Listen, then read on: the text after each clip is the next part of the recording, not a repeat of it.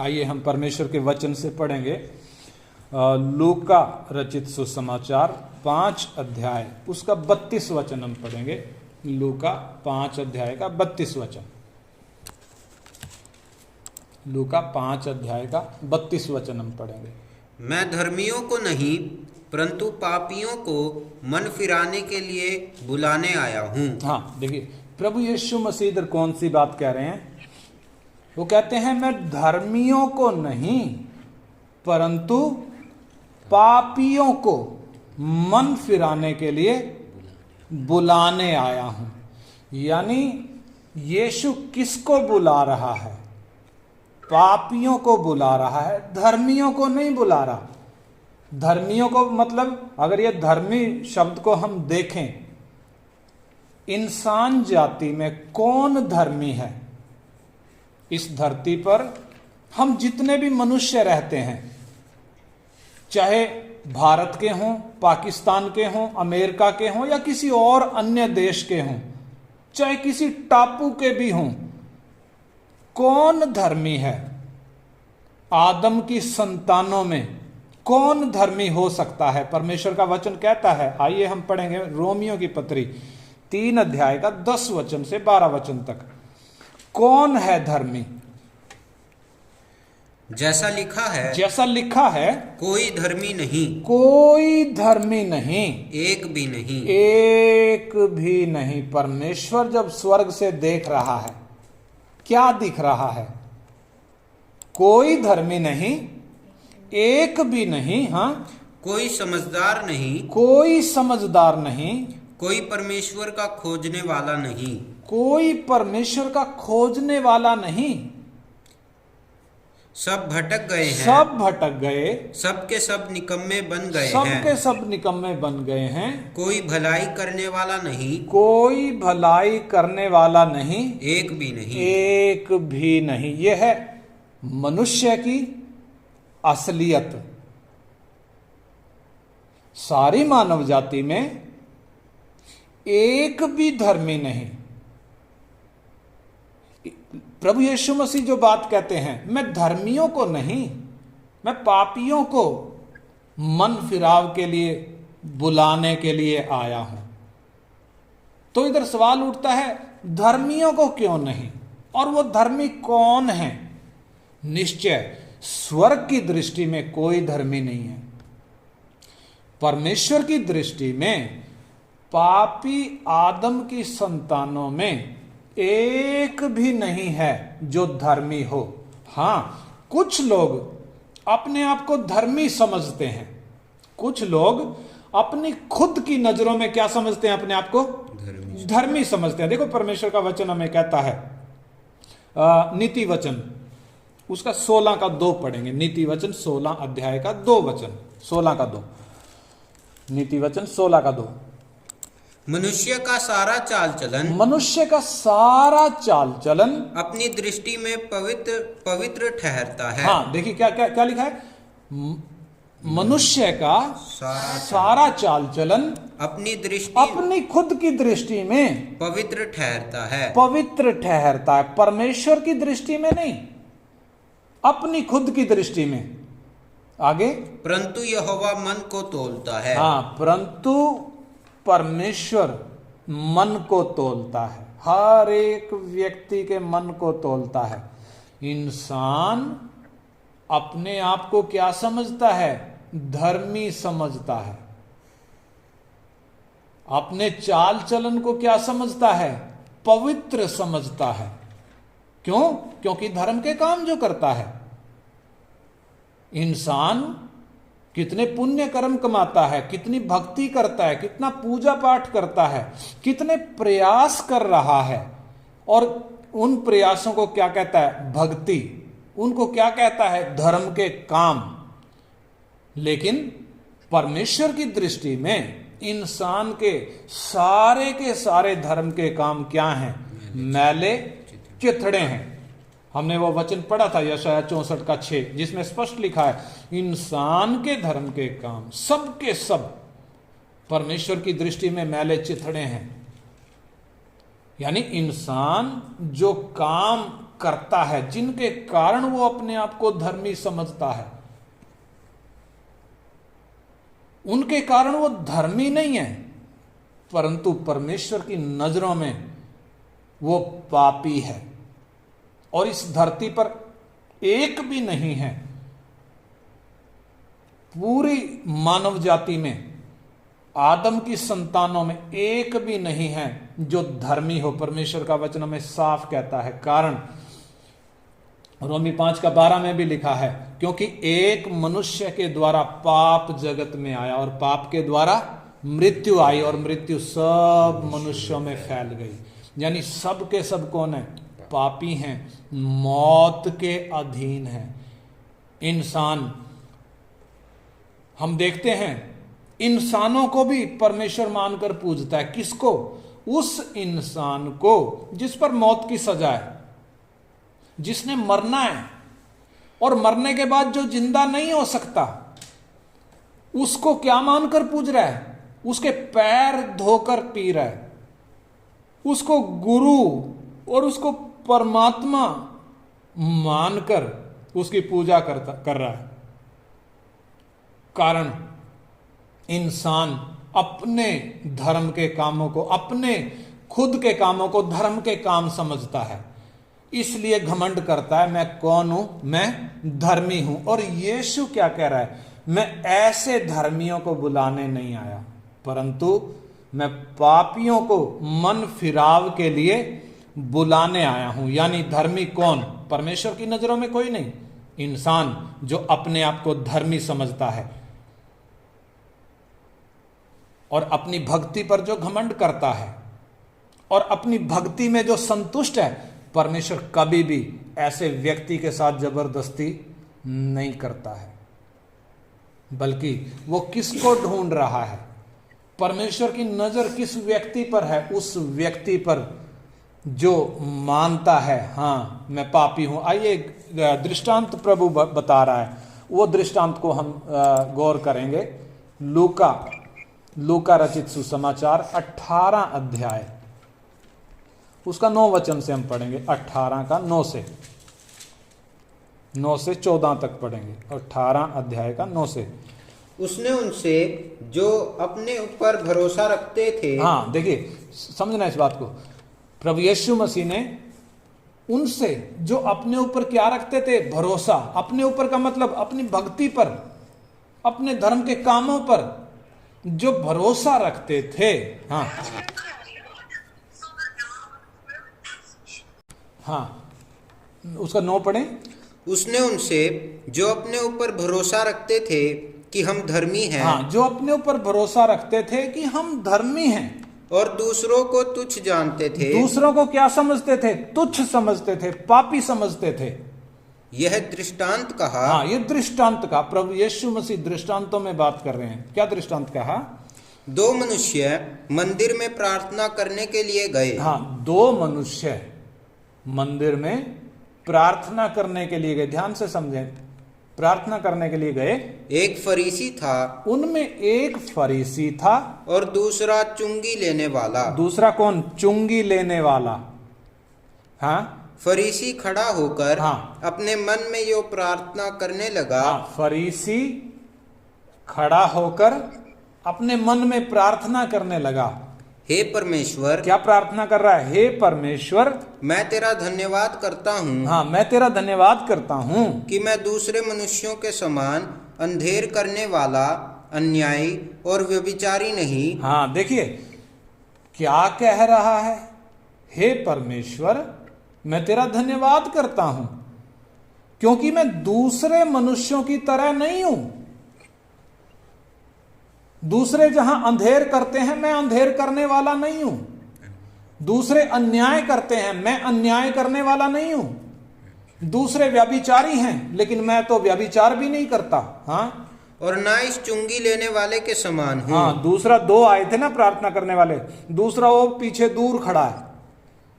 और ये धर्मी, ये फरीसी क्या कह रहा है? मैं उस चुंगी लेने वाले की तरह पापी नहीं हूं, मैं उसके जैसा नहीं हूं। हाँ, आगे। मैं सप्ताह में 2 बार उपवास रखता हूं। मैं सप्ताह में 2 बार उपवास रखता हूं। मैं अपनी सब कमाई का 10वां अंश भी देता हूँ। हाँ, अपनी सब कमाई का क्या भी करता हूं? 10वां हिस्सा भी दान करता हूं। हाँ, परंतु चुंगी लेने वाले ने दूर खड़े होकर, हाँ, अब ये प्रार्थना हमने किसकी सुनी? फरीसी की। कौन? जो अपने आप को धर्मी समझता है। अब फरीसी की प्रार्थना को हम सुनते हैं। हाँ, चुंगी लेने वाले की प्रार्थना को हम सुनते हैं। फरीसी की हमने सुन ली। चुंगी लेने वाला क्या प्रार्थना कर रहा है? परंतु चुंगी लेने वाले ने दूर खड़े होकर, हाँ, चुंगी लेने वाले ने दूर खड़े होकर। ये फरीसी तो आगे आकर प्रार्थना कर रहा है, लेकिन वो चुंगी लेने वाला किधर? दूर पीछे खड़ा होकर स्वर्ग की ओर आंख उठाना भी ना चाहा। हाँ, वो देखिए कितना शर्मिंदा है अपने ऊपर। उसने स्वर्ग की ओर आंख उठाना भी ना चाहा, वरन अपनी छाती पीट पीट कर कहा, अपनी छाती पीट पीट कर कहा, हे परमेश्वर, हे परमेश्वर, मुझ पापी पर दया कर। मुझ पापी पर क्या कर? दया कर। हे परमेश्वर, मुझ पापी पर दया कर। मैं तुमसे कहता हूँ मैं तुमसे कहता हूं कि वो दूसरा नहीं, वो दूसरे पहले वाला, वो फरीसी नहीं, परंतु यही मनुष्य परंतु यही चुंगी लेने वाला, ये पापी मनुष्य धर्मी ठहराया जाकर, धर्मी ठहराया जाकर अपने घर गया। अपने घर गया। हाँ, क्योंकि जो कोई अपने आप को बड़ा बनाएगा, जो अपने आप को बड़ा बनाएगा, वो छोटा किया जाएगा। वो क्या किया जाएगा? छोटा किया जाएगा। जो अपने आप को बड़ा समझता है, जो अपने आप को धर्मी समझता है, प्रभु कहता वो क्या किया जाएगा? छोटा किया जाएगा। और जो अपने आप को छोटा बनाएगा, हाँ, वो बड़ा किया जाएगा। हाँ, जो अपने आप को नम्र करेगा, जो अपने आप को दीन करेगा, वो क्या किया जाएगा? बड़ा किया जाएगा, ऊंचा किया जाएगा। तो आज के समय में हम यदि अपने जीवन को जांच कर देखें, हम में से कई हैं जो अपने आप को क्या समझते हैं? अपने आप को धर्मी समझते हैं। कैसे? हम तो किसी का बुरा करते ही नहीं। कई हैं जो हमसे बोलते हैं, डायरेक्ट बोलते हैं, हमने तो किसी का बुरा किया ही नहीं, हम तो पाप करते ही नहीं। प्रभु यीशु कहते हैं ऐसे धर्मियों को मैं बुलाने नहीं आया, मैं तो पापियों को बुलाने आया हूं, जो अपने पाप को एक्नॉलेज करेंगे, एडमिट करेंगे कि हां मैं पापी हूं, जो मानेंगे, स्वीकार करेंगे कि हां हे प्रभु मैं पापी हूं, इस चुंगी लेने वाले की तरह, जो पास भी नहीं आ रहा, दूर खड़े होकर प्रार्थना कर रहा है, पास आने की हिम्मत भी नहीं है, स्वर्ग की ओर आंख नहीं उठाना चाहता। क्या बोलता है? अपनी छाती पीट कर प्रार्थना कर रहा है, प्रभु मुझ पापी पर दया कर, मुझ पापी पर दया कर। लेकिन वो दूसरा धर्मी क्या कह रहा है? वो अपने आप को जो धर्मी समझता है, परमेश्वर की नजरों में धर्मी नहीं है। परमेश्वर की नजरों में कोई धर्मी नहीं है, परंतु अपने आप को धर्मी समझकर क्या बोलता है? हे परमेश्वर मैं तेरा धन्यवाद करता हूं, क्योंकि मैं दूसरे मनुष्यों के समान नहीं हूं, अंधेर करने वाला नहीं हूं, अन्यायी नहीं हूं, व्यभिचारी नहीं हूं, ना इस चुंगी लेने वाले के समान हूं। मैं तो सप्ताह में 2 बार उपवास रखता हूं और अपनी कमाई का हिस्सा भी, 10वां हिस्सा भी मैं दान करता हूं। कितना घमंड है इस व्यक्ति को अपनी भक्ति पर। आज समाज में, दुनिया में, मानव जाति में ज्यादा लोग ऐसे ही हैं जो अपनी भक्ति का घमंड करते हैं, जो अपने कामों का घमंड करते हैं। और हमारे समाज में देखें तो क्या विचार है? लोग बोलते हैं कर्म करो, अपने कर्मों पर यकीन रखते हैं और कर्म करते हैं, वो सोचते हैं ये कर्मों का फल हमें मिलेगा। परंतु परमेश्वर क्या कहता है? परमेश्वर का वचन हमें बाइबल साफ साफ बताती है, बाइबल हमें स्पष्ट बताती है, एक व्यक्ति को पापी होने के लिए पाप करने की जरूरत नहीं है। एक व्यक्ति को पापी होने के लिए पाप करने की जरूरत नहीं है, बिना पाप किए ही एक व्यक्ति पापी है। कारण, बिना पाप किए कैसे पापी है? क्योंकि लोग तो क्या बोलते हैं, हमने तो कोई पाप किया ही नहीं। ठीक है, नहीं किया होगा, ठीक है, कभी झूठ नहीं बोला होगा, हो सकता है ना बोला हो सकता है कभी व्यभिचार भी ना किया हो सकता है कभी चोरी भी ना करी हो, लेकिन कर्मों से पापी नहीं होता इंसान। इंसान अपने जन्म से पापी है। इंसान जिस पेड़ में लगा है वो पेड़ पापी है। कौन सा पेड़? आदम रूपी पेड़। यानी आदम नामक जो पेड़ है, हर एक इंसान उस पेड़ की डाली है। हर एक किस में लगा हुआ है? उस पेड़ में है। इसलिए उस पेड़ के कारण, उस पहले आदम के कारण हर एक व्यक्ति पापी है। कोई भी कर्मों से पापी नहीं है। हां, इंसान पाप के काम करता है जो सबूत है कि ये पापी है। पाप के काम सबूत है कि ये पापी है, परंतु पाप के काम नहीं भी दिख रहे तो भी जन्म के कारण क्या है? बीज के कारण पापी है। इसलिए प्रभु यीशु मसीह जब आए, सबसे पहले उन्होंने क्या प्रचार किया? सबसे पहले उन्होंने बोला मन फिराओ, क्योंकि स्वर्ग का राज्य निकट आ गया। यीशु से पहले यूहन्ना बपतिस्मा दाता भी ऐसे ही बोलता हुआ आया। वो भी यही कहता है, मन फिराओ क्योंकि स्वर्ग का राज्य निकट आ गया है। और जब चेलों को प्रभु ने प्रचार करने के लिए भेजा, उनको भी यही आज्ञा दी कि जाओ सारे जगत में प्रचार करो।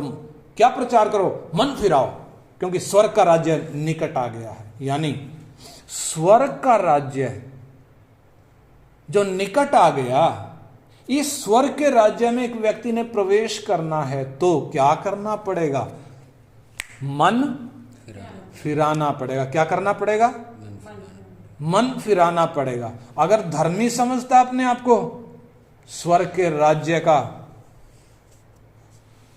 उसमें प्रवेश करना तो दूर की बात, उसको देख भी नहीं सकता। सबसे पहली बात क्या करना पड़ेगा? अपने पापों से मन फिराना पड़ेगा। मन फिराने का मतलब क्या है? वो आदम रूपी पेड़, उस पेड़ में से इस टहनी ने कटना है। उस पेड़ में से क्या होना है? कटना है। और किधर आना है? यीशु नामक उस उत्तम जैतून में उसको सांटा जाना है। दूसरे शब्दों में कहें, ये संसार पापी है, परमेश्वर की नजरों में दोषी है, शैतान के वश में पड़ा है, इस पर दंड की आज्ञा हो चुकी है, ये नाश होने वाला है। इजराइलियों का दृष्टांत, इजराइलियों की घटना हमारे सामने दृष्टांत के तौर पर है। जब वो मिस्र में गुलाम थे, उनको मिस्र की गुलामी से आजाद होना था। ऐसे ही एक मनुष्य को स्वर्ग के राज्य में यदि प्रवेश करना है तो क्या करना पड़ेगा? इस मिस्र रूपी इस संसार से, इसकी गुलामी से आजाद होना पड़ेगा। हमने देखा ना, इस्राएली मिस्र की गुलामी से आजाद होकर उन्होंने लाल समुद्र पार किया। और लाल समुद्र एक वो सीमा है जिसके एक साइड में पीछे की तरफ क्या है? मिस्र, और आगे की तरफ कनान जाने का रास्ता है। बेशक जंगल का है, लेकिन परमेश्वर अद्भुत रीति से चलाएगा। तो प्रभु यीशु किसको बुलाने आया? उस व्यक्ति को जो एक्नॉलेज करता है, जो मानता है, हां प्रभु मैं पापी हूं, मैं आपकी तरफ नजर उठाने के लायक नहीं। लेकिन बहुत से लोग हैं जो आज भी अपने आप को धर्मी समझते हैं। बेशक परमेश्वर की नजरों में धर्मी नहीं है, परमेश्वर की नजरों में कोई भी धर्मी नहीं है, आइए हम अपने जीवनों के बारे में मूल्यांकन करें। मेरी सोच कैसी है? क्या मैं भी अपनी भक्ति पर घमंड करता हूं? क्या मैं भी अपने आप को धर्मी समझता हूं? क्या मैं भी अपने आप को औरों से अच्छा समझता हूं? या परमेश्वर का यह वचन सुनकर मेरा दिल टूटता है, जैसे वो चुंगी लेने वाला छाती पीट रहा है पीछे खड़े होकर, हे प्रभु मुझ पापी पर दया कर। और प्रभु बता रहा है कि इन दोनों में से वो फरीसी नहीं बल्कि ये चुंगी लेने वाला पापी, ये धर्मी ठहराया जाकर ये अपने घर गया। इसने अपने आप को दीन किया, परमेश्वर ने इसको ऊंचा उठाया। लेकिन जिसने अपने आप को ऊंचा उठाया, परमेश्वर ने उसको रिजेक्ट कर दिया। मैं और आप भी जब अपने पाप को स्वीकार करेंगे, जब हम मानेंगे हाँ प्रभु मैं अपने कामों से धर्मी नहीं हो सकता, आज दुनिया अपने कामों से, अपनी भक्ति से अपने आप को धर्मी ठहराने की कोशिश कर रही है। वो ऐसे कामों से दूर रहने की कोशिश करते हैं, सोचते हैं कि पाप के काम करेंगे तो हम पापी हो जाएंगे, हमें पाप लग जाएगा।